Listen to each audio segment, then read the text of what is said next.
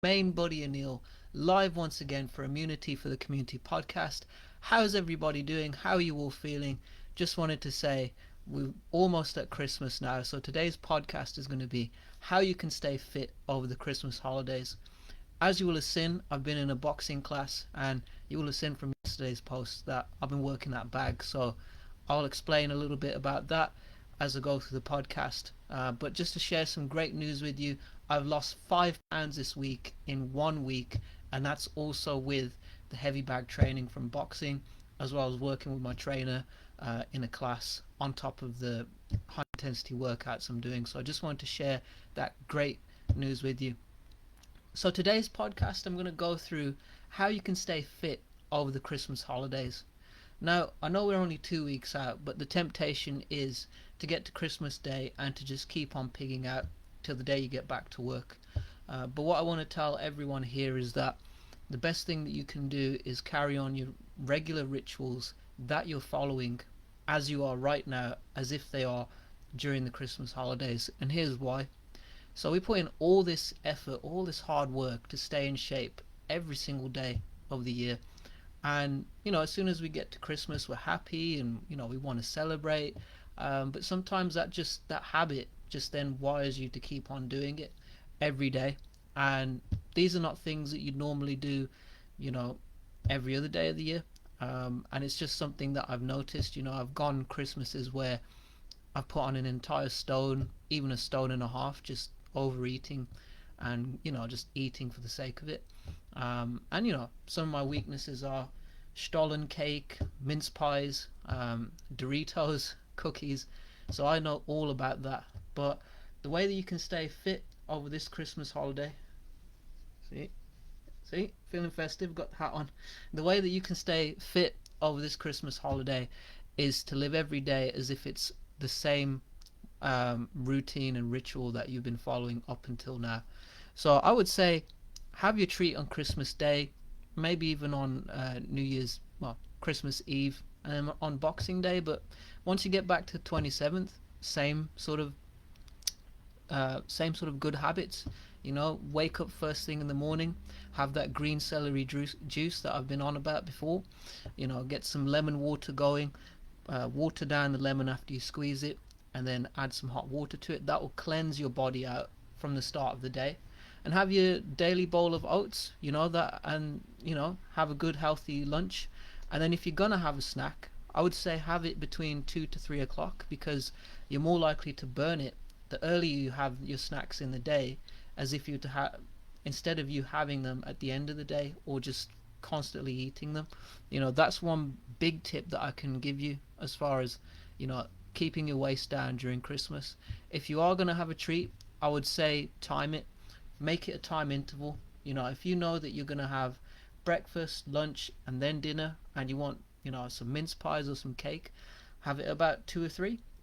I wouldn't just have it on top of lunch, because that's what makes the calories add on even more. And then ultimately, whatever habit we have, whatever habit we put inside of ourselves, we tend to repeat that habit. So that's why you find that you'll wake up on the 27th and you just feel like you've always been eating sugar. It's because your body has gotten used to it. And just like your body gets used to the good habits and it wants more of that every single day, this can also happen during Christmas when we just eat for the sake of it. And I would just recommend spread out your treats. Have whatever you want on Christmas Day, and then slowly take it down a notch from Boxing Day onwards. And then that way you give yourself a little bit of a treat. You reward yourself for the hard work you put in this year. You can be proud of yourself and you can actually enjoy it. You can eat that cake and actually enjoy it, and you're going to actually feel grateful for everything that you've accomplished, because you are giving yourself that reward slowly. You're not just piling it in. And that's one thing that's always helped me during the Christmas holidays, because I would go very clean all year, and then I would just I would totally throw my diet out the window. I'd be talking about having Doritos, at lunchtime, cookies at 3, have my dinner, and then on top of that more cookies. And it didn't help me, because what you do at Christmas, it has an effect on how you show up in the new year. So you may find that if you pig out now too much at Christmas, you may make it a more uphill task to lose the weight come January. So it could take you a month to lose that weight that you put on during Christmas. That's happened to me before. I've pigged out. I've put on like a stone, and it's taken me till February just to get back to normal, to burn all that extra weight. So this is one thing that you can use to your advantage, giving yourself that 2 or 3 day window where you have what you want, and then thereafter slowly cutting down and slowly phasing back in your good habits. And I would encourage everybody to have a Merry Christmas.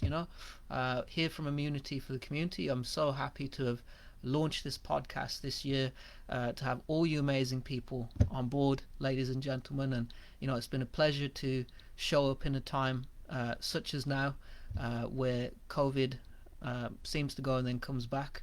And despite the latest announcement, I have a lot of optimism that things will go back to normal. I would just say to everybody, thank you so much for this year. This is going to be my last podcast for the year. It's been a pleasure serving you as an ambassador of health and fitness and wellness, as Mr. Immunity for the Community. As I would say, everybody, channel your inner Rocky. Have an amazing Merry Christmas, and share this podcast, like, comment, subscribe. Let me know your thoughts. It's been a pleasure to serve you. I'll see you in the new year. Bye bye now.